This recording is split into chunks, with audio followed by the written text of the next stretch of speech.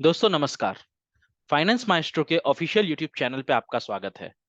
दोस्तों आज के इस वीडियो में हम बात करेंगे इजराइल और हमास के बीच युद्ध की और इस युद्ध से इंडियन इकोनॉमी के ऊपर, इंडियन स्टॉक मार्केट के ऊपर क्या इम्पैक्ट पड़ सकता है। ऑलरेडी दोस्तों हमने एक वीडियो बनाया था जहां पे हमने इंडिया और इजराइल के बीच ट्रेड रिलेशंस के बारे में काफी विस्तार से बात किया था। ये वीडियो संडे को हमने अपलोड किया था। सैटरडे को इजराइल और हमास के बीच युद्ध शुरू हुआ है और युद्ध शुरू होने के बाद से एक भी दिन मार्केट ट्रेड नहीं किया था। सैटरडे संडे की छुट्टी थी क्योंकि कल सोमवार को और आज मंगलवार को ये वीडियो मैं आफ्टर मार्केट शूट कर रहा हूं, तो 2 दिन की ट्रेडिंग ऑलरेडी हो चुकी है। उस वीडियो में, पहले वीडियो में हमने जिस तरीके से डिस्कस किया था कि यहाँ पे बहुत ज्यादा इफेक्ट नहीं पड़ेगा, रशिया यूक्रेन वार जितना इफेक्ट नहीं पड़ेगा यहाँ पे, लेकिन फिर भी तेल के दामों में तेजी दिखाई दे सकती है। आज के इस वीडियो में हम पर्टिकुलरली स्टॉक स्पेसिफिक बातें करेंगे क्योंकि India Israel trade relations already discuss किया जा चुका है। अगर आपने अभी तक वो वीडियो नहीं देखा है तो लिंक डिस्क्रिप्शन बॉक्स में है, पिन कमेंट में है, आप वहां से जाके वीडियो देख सकते हैं। फिलहाल यहाँ पे स्थिति ऐसी बनी हुई है कि युद्ध तो फिलहाल चालू है, गाजी पट्टी पे इजराइल कंटिन्यू हमले कर रहा है। जो हमला हमास की तरफ से किया गया था उसको रिटेलिएशन, उसका बदला इजराइल कंटिन्यू ले रहा है और कोशिश कर रहा है कि इजराइल के जितने भी सिटीजन, जितने भी नागरिक हमास के कब्जे में हैं उन्हें यहाँ से छुड़ाया जा सके। साथ ही साथ अब ये खबरें आ रही हैं कि ईरान भी यहाँ पे हमास को सपोर्ट कर रहा है और कभी भी वॉर में कूद सकता है। ये हमारे लिए एक चिंता वाली खबर हो सकती है क्योंकि ईरान दुनिया का तीसरे नंबर का ऑयल एक्सपोर्टर है। दुनिया में जितने भी ऑयल एक्सपोर्टर हैं, मतलब जो भी ऑयल, तेल बेचते हैं, क्रूड ऑयल बेचते हैं, उनमें ईरान तीसरे नंबर पे आता है। 3 बिलियन बैरल पर डे से ज्यादा की कैपेसिटी है ईरान की ऑयल प्रोड्यूस करने की। और टोटल वर्ल्ड में जितने भी ऑयल एक्सपोर्ट किए जाते हैं उसका 10% हिस्सा ईरान के पास है। मतलब जितना भी ग्लोबल लेवल पे ऑयल एक्सपोर्ट होता है उसका 10% ईरान एक्सपोर्ट करता है। अब अगर ईरान इस वॉर में कूदेगा, और जिस तरीके से खबरें हैं कि कुछ मिडिल स्टेट कंट्रीज बहुत ही सॉफ्ट तरीके से हमास का ही समर्थन कर रहे हैं, ये लोग बीच में बिचौलिया बने हुए हैं शांति के लिए, दोनों ही कंट्रीज इजराइल और हमास से बातचीत कर रहे हैं, लेकिन दबी आवाज में कहीं ना कहीं हमास को सपोर्ट कर रहे हैं। और आपको पता है, अगर हम मिडल ईस्ट की बात करें, पूरे मिडल ईस्ट की, जिसमें अरेबियन कंट्रीज और ईरान, उसके बाद कुवैत, ये सारी कंट्रीज को अगर आप उठा लेते हैं, मिला लेते हैं, तो दुनिया की 33% से ज्यादा ऑयल एक्सपोर्ट इनके ऊपर निर्भर करता है। तो अब अगर ईरान यहाँ पे वॉर पे कूदता है या फिर middle east countries war join करते हैं या किसी तरीके से हमास का सपोर्ट करते हैं और बाकी कंट्रीज जो हमास के अगेंस्ट में हैं, इजराइल को सपोर्ट कर रहे हैं, उनको बॉयकॉट करते हैं, तो यहाँ पे तेल के दाम बढ़ सकते हैं। ऑलरेडी कल सोमवार के दिन ब्रेंट क्रूड के दाम 5% से ज्यादा बढ़ चुके हैं। 82-83 डॉलर पर बैरल पे ट्रेड करने वाला, जो कि शुक्रवार को ट्रेड करके बंद हुआ था 6 अक्टूबर को, वो कल 88 डॉलर पर बैरल के प्राइस को क्रॉस कर चुका है। अभी भी फिलहाल जब मैं ये वीडियो शूट कर रहा हूं, 87 डॉलर पर बैरल पे क्रूड ऑयल ट्रेड कर रहा है। मतलब कि फ्राइडे को जिस प्राइस पे क्लोज किया था उससे लगभग 3.5 से 4% ऊपर। करीब करीब सितंबर के पहले हफ्ते में क्रूड ऑयल के अंदर एक तेजी आई थी, 95 डॉलर पर बैरल के रेट पे तक गया था। उसके कंपैरिजन में देखा जाए तो हम अभी काफी नीचे ट्रेड कर रहे हैं। इसीलिए अभी बहुत ज्यादा चिंता की बात नहीं है। आपने इंडियन मार्केट को भी देखा होगा, तो कल भले हम लोगों को बहुत ही अच्छा एक नी जर्क रिएक्शन दिखा था, बड़ा फॉल दिखा था, लेकिन आज हमने ऑलमोस्ट रिकवरी कर ली है। और हम लोग फ्राइडे को जिस जगह पे, जिस लेवल पे ट्रेड कर रहे थे, लगभग उन लेवल्स को आज हमने अचीव कर लिया है और आसपास उसके क्लोजिंग हमें मिली है। लेकिन ये चिंताएं बढ़ सकती हैं, यहाँ पे कठिनाइयां बढ़ सकती हैं अगर क्रूड ऑयल वापस से 90-95 डॉलर पर बैरल के ऊपर जाके ट्रेड करना शुरू करेगा। देखिए, दुनिया पहले ही इन्फ्लेशन से यहाँ पे फाइट कर रही है, हर जगह इन्फ्लेशन हाई है। यूएसए में रेट कट्स हो नहीं रहे हैं, इंडिया में रेट कट हो नहीं रहा है, क्योंकि इन्फ्लेशन भले बढ़ नहीं रहा हो लेकिन आरबीआई का जो एक रेंज है 6% इन्फ्लेशन का, हम उससे अभी काफी ऊपर है। 7-7.5% के आसपास हमारा इन्फ्लेशन रेट चल रहा है। सिमिलरली यूएसए में भी ऐसा ही चल रहा है कि इन्फ्लेशन बहुत ज्यादा बढ़ नहीं रहा है, कंट्रोल में है, लेकिन वहां पे फेड का जो एक लिमिट है, जो एक थ्रेशोल्ड वैल्यू है, उसके कहीं ऊपर ही इन्फ्लेशन यहाँ पे चल रहा है।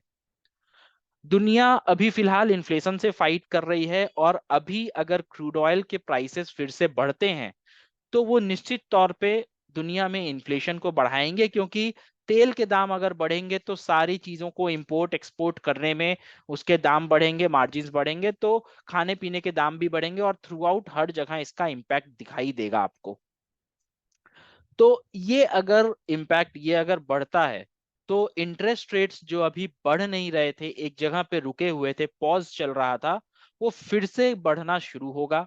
और जब इंटरेस्ट रेट्स बढ़ेंगे तो फिर से आपके पास रिसेशन की खबरें आना शुरू होंगी, फिर से स्टॉक मार्केट नीचे गिरेगा, फिर से यहाँ पे जॉब लॉसेस शुरू हो जाएंगे। तो हमारे लिए बेहतर यही होगा कि जल्दी से जल्दी ये युद्ध रुक जाए, युद्ध विराम लगे। यहाँ पे जो भी कंट्रीज बीच में मीडिएशन का काम कर रही हैं, बीच बचाव का काम कर रही हैं, हमस से इजराइल के जितने भी नागरिक हैं उनके कब्जे में उनको छुड़वाने का काम कर रही हैं, और बदले में हमस चाहता है कि जो पैलेस्टाइन के नागरिक हैं जो इजराइल के जेलों में बंद हैं उन्हें इजराइल छोड़े। तो ये सेटलमेंट जितनी जल्दी हो जाए, जितनी जल्दी ये युद्ध रुक जाए, हमारे लिए उतना ही अच्छा होगा। चलिए, इन्फ्लेशन की बात तो हमने कर ली, हमने ये भी समझ लिया कि क्यों यहाँ पे स्टॉक मार्केट गिरने का खतरा अभी भी मंडरा रहा है।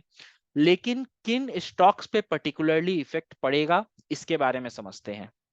सबसे पहले सबसे बड़ा इफेक्ट जो पड़ेगा वो है ऑयल मार्केटिंग कंपनीज के ऊपर, क्योंकि ये कंपनीज ऑयल बाहर से खरीदती हैं, उसको रिफाइन करती हैं, एंड उसके बाद हमें डीजल पेट्रोल हमारे पेट्रोल पंप पे मिलता है, इंडस्ट्रीज रन करने के लिए जहां तेल की जरूरत पड़ती है, इलेक्ट्रिसिटी प्रोड्यूस करने के लिए जहां तेल की जरूरत पड़ती है, वहां ये सप्लाई किया जाता है। तो ऑयल मार्केटिंग कंपनीज का यहाँ पे मार्जिन निश्चित तौर पे कम हो जाएगा, क्योंकि अगर ऑयल के प्राइसेस बढ़ेंगे तो उन्हें दाम बढ़ाने पड़ेंगे, और अभी इलेक्शन का समय है, आपको ही पता है गवर्नमेंट ऑयल प्राइसेस में बढ़ोतरी होने देगा नहीं इतनी आसानी से। तो यहाँ पे जो भी बढ़े हुए दाम रहेगा वो ऑयल मार्केटिंग कंपनीज जैसे कि एचपीसीएल, बीपीसीएल, आईओसीएल, वो कस्टमर्स को पास ऑन इजीली कर नहीं पाएंगे, उन्हें अपने अंदर ही इसको एब्जॉर्ब करना पड़ेगा, जिसकी वजह से उनके प्रॉफिट परसेंटेज गिरेंगे, उनके मार्जिन कम होंगे। मार्जिन कम होंगे, स्टॉक प्राइसेस गिरेंगे, तो ये एक पूरा का पूरा एक सेक्टर है, पूरा का पूरा एक इंडस्ट्री है जिसके ऊपर इम्पैक्ट पड़ेगा। साथ ही साथ पावर जनरेशन कंपनी, उनके भी यहाँ पे कॉस्ट पे फर्क पड़ेगा, कि क्यों कहीं ना कहीं कच्चे तेल का इस्तेमाल एनर्जी को जनरेट करने में भी किया जाता है। पेंट इंडस्ट्रीज पे भी काफी ज्यादा फर्क, काफी ज्यादा इम्पैक्ट होगा, क्योंकि आपने देखा होगा लास्ट के 2 दिन में Asian paints, Berger paints, Indigo paints के प्राइसेस में भी गिरावट आई है। क्रूड ऑयल पेंट्स इंडस्ट्री के लिए एक रॉ मटेरियल का काम करता है, और अगर रॉ मटेरियल का प्राइस बढ़ेगा तो इमीडिएटली आप पेंट के प्राइस तो बढ़ाएंगे नहीं, आपको खुद ही एब्जॉर्ब करने पड़ेंगे ये बढ़े हुए दाम। तो इस वजह से Asian paints, Berger paints, Indigo paints, और जो भी कंपनी पेंट से रिलेटेड है, इसमें आप कांसाई नेरोलैक भी जोड़ सकते हैं, इन सब पे इम्पैक्ट आएगा। एक अच्छी खबर यहाँ पे मिल रही है, रिपोर्ट्स के दौरान रिपोर्ट्स मैंने जो पढ़ा है, इंडियन म्यूचुअल फंड्स जो इंडस्ट्री है, डीआईआईज बेसिकली, वो 2.5 लाख करोड़ के ऊपर कैश के ऊपर बैठे हैं, और वो एक अपॉर्चुनिटी का इंतजार कर रहे हैं, जहां पे अगर इंडियन मार्केट के अंदर करेक्शन आएगा तो ये लोग यहाँ पे बाई करेंगे, और जिससे इंडियन स्टॉक मार्केट हो सकता है बहुत ज्यादा यहाँ पे डाउनसाइड आपको न दिखाए। निफ्टी के अंदर 19,200 से 300 का एक सपोर्ट लेवल है, ये सपोर्ट लेवल अगर हमारा इंटैक्ट रह जाता है, ये अगर नहीं टूटता है, तो हो सकता है हम लोग आने वाले कुछ दिन थोड़ा वोलेटाइल रहें, एक रेंज के अंदर रहें, लेकिन यहाँ से बहुत ज्यादा नीचे की तरफ नहीं जाए। और जैसे ही चीजें थोड़ी शांत होंगी, थोड़े कंट्रोल में आएंगी, वापस से हम 20,000 की तरफ एक जर्नी शुरुआत कर सकते हैं। एक और यहाँ पे इंटरेस्टिंग पॉइंट आपको जानना होगा, जो हमने एफआईआईज और डीआईआईज का डेटा के हिसाब से निकाला है। पिछले एक सवा महीने में एफआईआईज ने जमकर यहाँ पे सेलिंग की है। लगभग यहाँ पे 20 से 25 हजार करोड़ की सेलिंग हुई है। और वहीं इसके ऊपर डीआईआईज ने, डोमेस्टिक इंस्टीट्यूशनल इन्वेस्टर्स ने, लगभग 16 से 18 हजार की बाइंग की है। सो ओवरऑल मार्केट के अंदर नेट सेलिंग हुई है, लेकिन बहुत हद तक जो फॉरेन इन्वेस्टर्स हैं उनके सेल ऑफ को यहाँ पे हमारे डोमेस्टिक इन्वेस्टर्स ने नलीफाई कर दिया है। जो ये दर्शाता है कि इंडियन मार्केट यहाँ पे अब बहुत ज्यादा फॉरेन इन्वेस्टर्स के ऊपर डिपेंडेंट नहीं है। इंडिया में जिस तरीके से म्यूचुअल फंड में इन्वेस्टमेंट की ग्रोथ हो रही है, इंडिया के स्टॉक मार्केट में रिटेल पार्टिसिपेशन बढ़ रहा है, वो कहीं ना कहीं इंडियन इकोनॉमी को आत्मनिर्भर बना रहा है, इंडिपेंडेंट बना रहा है। कि अगर फॉरेन में ग्लोबल कुछ इवेंट्स होते हैं, तो वहां पे अगर एफआईआई सेल ऑफ भी करते हैं, तो हमारे जो इंस्टीट्यूशनल इन्वेस्टर्स हैं, हमारे रिटेलर्स हैं, वो मार्केट को संभाल सकते हैं। तो यहाँ पे आपको बहुत ज्यादा घबराना नहीं है। वैल्यू स्टॉक्स जो भी हैं उनके दाम कम होते हैं, आप उनको एक्यूमुलेट कीजिए। हमने पहले वीडियो में भी ये चीज बताया था कि हम लोग ऑलरेडी एक सीरीज के ऊपर काम कर रहे हैं, जहां पे बहुत अच्छे वैल्यू स्टॉक्स जो आप अपने आने वाले जनरेशन को गिफ्ट कर सकते हैं, इसके ऊपर हम काम कर रहे हैं। बहुत ही जल्दी ये वीडियोस आपके सामने हम प्रस्तुत करेंगे।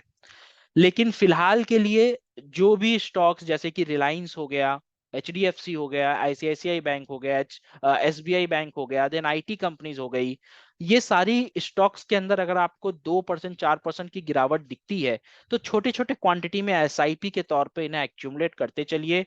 इंडियन मार्केट में अभी बहुत ग्रोथ बाकी है। हम ऑलरेडी एक रिसर्च रिपोर्ट पे काम कर रहे हैं, जो इंडिया के फाइनेंशियल सेक्टर को किस तरीके से ग्रो करना है उसके ऊपर फोकस्ड है।